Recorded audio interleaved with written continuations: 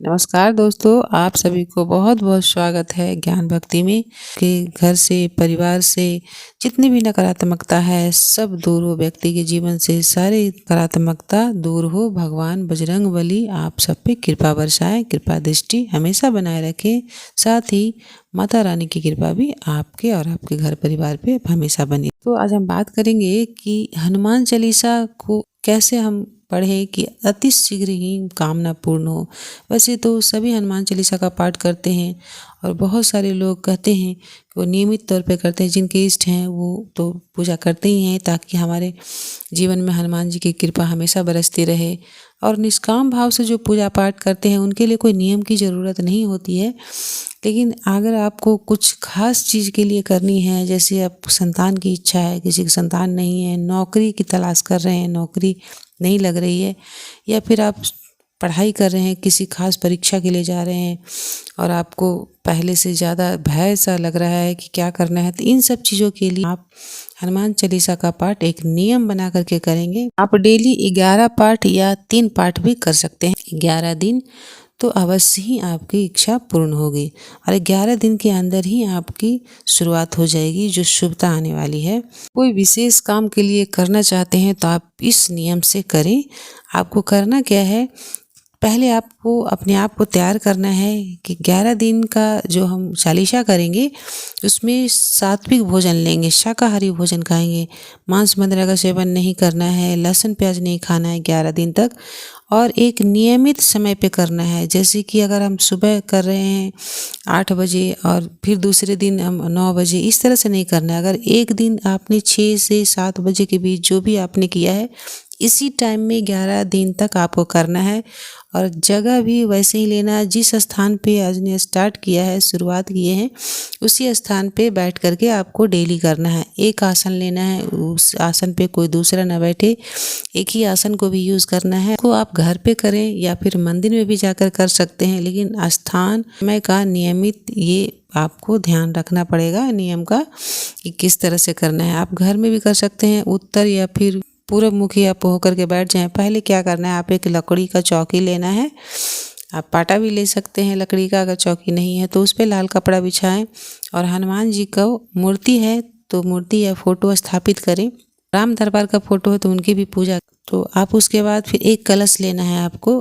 कलश में आप लौंग 2 डालना है और एक सिक्का डालना है, 1 रुपये का सिक्का या 2 रुपये का सिक्का हो, जो भी हो आप इसे डाल दें। आप ऐसे भी रख सकते हैं या फिर आप कलश बनाना चाहते हैं तो जल के लोटे में आप 2 लौंग और पैसा डालें और उसके बाद 5 पल्लव डालें, आम का पत्ता डालें या फिर पान का पत्ता, जो भी आपके पास सुविधा हो वो डालें। और एक नारियल उसमें मौली लपेट करके रखें, मौली धागा लगाएं और स्वास्तिक बना लें। और जो आप कलश बनाए हैं, जो लोटा रखे हैं जिसमें जल रखे हैं आप कलश रूपी, उसमें भी आप पहले मौली बांध लें मुख पे और स्वास्तिक बना लें। इसके बाद आप इसको स्थापित कर दें। इसको 11 दिन तक हिलाना नहीं है, 11 दिन तक वहीं रखना है, चौकी पे रखना है। और उसके बाद एक दीपक लगाएं। आप अगर शुद्ध घी है तो शुद्ध घी का जलाएं या फिर तिल का तेल का लगाएं। सबसे उत्तम जो रहेगा वो होगा चमेली का तेल का। आप चमेली का तेल का एक सामने में रख करके दीपक लगाएं। और भोग प्रसाद में आप लड्डू, बूंदी या फिर गुड़, केला, जो आपको हो, जितना सामर्थ्य है जिस अनुसार आप एक फल या मिठाई का भोग अवश्य लगाएं। ये आपको रखना और 1 गिलास पानी और रखना है। आपको नियमित रखना है, डेली आपको रखना है और पाठ करने के बाद इसको खुद ग्रहण करना है। और लोगों में, आप घर में भी लोगों को दे सकते हैं या फिर जिसको कष्ट है, दुख है, जिसके लिए कर रहे हैं उसे आपको इसको पिलाना है। सबसे पहले आपको क्या करना है, जिस दिन से आपको करना है, यानी मंगलवार, किसी भी मंगलवार को आप इस व्रत को शुरुआत कर सकते हैं। सबसे पहले आप नित्यक्रम जो क्रियाक्रम है आप अपना कर लें। सुबह स्नान करें या फिर शाम को भी आप इस कर सकते हैं चालीसा का पाठ। सुबह या शाम 2 बार में किसी एक दिन एक समय का चुनाव कर लीजिए। लेकिन जब भी आप पाठ करना शुरू करेंगे उसके पहले आपको स्नान कर लेना है। स्नान करने के बाद लाल वस्त्र धारण करें। अगर पूरे लाल वस्त्र नहीं पहन सकते तो एक भी लाल वस्त्र अवश्य रखें। नीला काला कपड़ा नहीं पहनना चाहिए, इसका ध्यान रखना है आपको।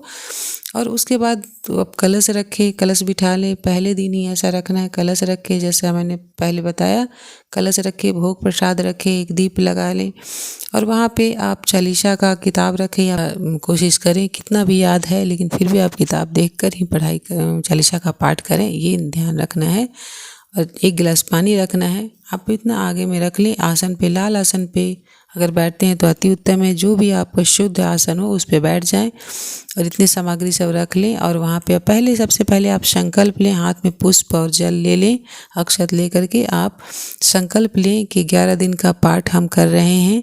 जो भी आप भोजन खाएंगे क्या उसका आप उसमें जिक्र करें और इस तरह से संकल्प लें कि इस, और अपनी इच्छा बोलें, जिस भी कामना के लिए आप कर रहे हैं वो आप बताएं भगवान हनुमान जी को, इस कामना से हम कर रहे हैं। और जो भी हम 11 दिन तक व्रत रखेंगे, जो पाठ करेंगे उसमें कोई विघ्न बाधा ना आए, इसके लिए आप हमारी रक्षा करें और निर्विघ्न रूप से आप 11 दिन हमारे को पूरा कराएं इस पाठ को। इस तरह से आप कामना करें, क्षमा प्रार्थना मांगें और चालीसा का पाठ करें। चालीसा पाठ हो जाने के बाद आपको ध्यान अवश्य रखना है कि राम रक्षा स्तोत्र अवश्य पढ़। बिना राम जी का नाम का भगवान का कोई भी भोग पूजा स्वीकार नहीं होती है, यह हम सभी जानते हैं। तुलसी का पत्र का भोग अवश्य लगाएं, ये भी ध्यान रखना है। तो ये 2 नियम आपको अवश्य याद रखनी है कि बिना राम जी के पूजा किए, हनुमान जी के राम नाम का जाप अवश्य करें आप। और हनुमान के बाद पूजा चालीसा करने के बाद ही आप राम रक्षा स्तोत्र पढ़ें और राम जी का आप नाम भी लिख सकते हैं, नाम ले सकते हैं, आरती करें, क्षमा प्रार्थना मांगें। इस विधि से आप हनुमान चालीसा का पाठ करते हैं तो इस 11 दिन में भगवान हनुमान जी शीघ्र ही आपके कामना को पूर्ण करेंगे। किसी भी मंगलवार से आप शुरू कर सकते हैं। इसको मन में श्रद्धा, भक्ति, विश्वास के साथ रखें, संकल्प करें और आप प्रारंभ करें। पाठ करने के पहले स्नान जरूर करें, इसका ध्यान रखें। लाल वस्त्र धारण करें, शुद्धि का बस ध्यान रखें। और जो भी प्रसाद आप चढ़ा रहे हैं उसे आप डेली लोगों में वितरण करें और खुद भी खाएं। और जल जिसके लिए आप कर रहे हैं उनको पिलाएं या फिर आप खुद के लिए कर रहे हैं करें। और ये ध्यान रखना है कि उत्तर पूर्व मुखी होकर के इस पाठ को, आसन पर बैठ कर ही पाठ को ध्यानपूर्वक करना है। और 11 दिन जब हो जाए तो उसके बाद आप भगवान के चरणों में समर्पित करें। आपने जो भी इच्छा, मनोकामना पूर्ति के लिए जो किया था व्रत, वो प्रार्थना करें कि आपका कामना सफल हो, कामना पूर्ति हो और सफलता प्राप्त हो। क्षमा प्रार्थना अवश्य करें। आप आरती करें। इसके बाद आप कलश से नारियल उठाएं, नारियल को बहते जल में प्रवाहित कर दें। अगर ये नहीं है आपके पास जलाशय कहीं पर तो आप हनुमान मंदिर में भी जा कर के इनको चढ़ा सकते हैं, रख सकते हैं। लेकिन ध्यान रखना कि इसे तोड़ना नहीं है, घर में खाना नहीं है। नारियल को मंदिर में रख सकते हैं आप जा कर के, तो बहुत ही उत्तम है। इसे आप इतना करें और इस जल को और कलश को, जल को थोड़ा आप अच्छे पात्र में रख लें, आगे काम आएगा। और आप उसी का जल जो है वो पूरे घर में छिड़काव करें और जितने भी सदस्य हैं उनको आप इस जल को दे सकते हैं और आप भी ग्रहण करें इस जल को। आप जिस भी कामना के लिए इस व्रत को, चालीसा को किए हैं, तो उसके शुरुआत करने से पहले आप इस जल को पी कर निकलें। उसके बाद आप लौंग और जो सिक्का रखे हैं वो लौंग और सिक्का लाल कपड़े में बांध करके आप अपने धन रखने का स्थान पे भी रख सकते हैं। धन में वृद्धि होगी। या फिर आप बिजनेस व्यापार करते हैं वहाँ भी रख सकते हैं। और कहीं भी आप अगर जाएंगे, जिस काम के लिए जा रहे हैं, जिस इच्छा से आपने किया है, नौकरी के लिए जा रहे हैं, इंटरव्यू देने के लिए जा रहे हैं, परीक्षा देने के लिए जा रहे हैं या फिर किसी डील के लिए जा रहे हैं, तो आप इसको जो सिक्का लौंग है वो अपने पास पैकेट में या पर्स में रख करके जाएं और फिर वहाँ से आने के बाद फिर उसी स्थान पे आप रख दें। अगर आप धन रखने का स्थान पे नहीं रख सकते या व्यापार जगह पे, तो आप पूजा स्थान में भी इसको रख सकते हैं। और जब भी जिस काम के लिए जाएं आप अपने साथ में लेकर जाएं, तो आपकी जो भी काम के लिए जा रहे हैं पूर्ण अवश्य होगा, अति शीघ्र पूर्ण होगा। ये चीज़ आपको पूरी गारंटी है, इसमें कोई भी संदेह नहीं करना है। ये 11 दिन के अंदर ही आपको समझ में आएगा।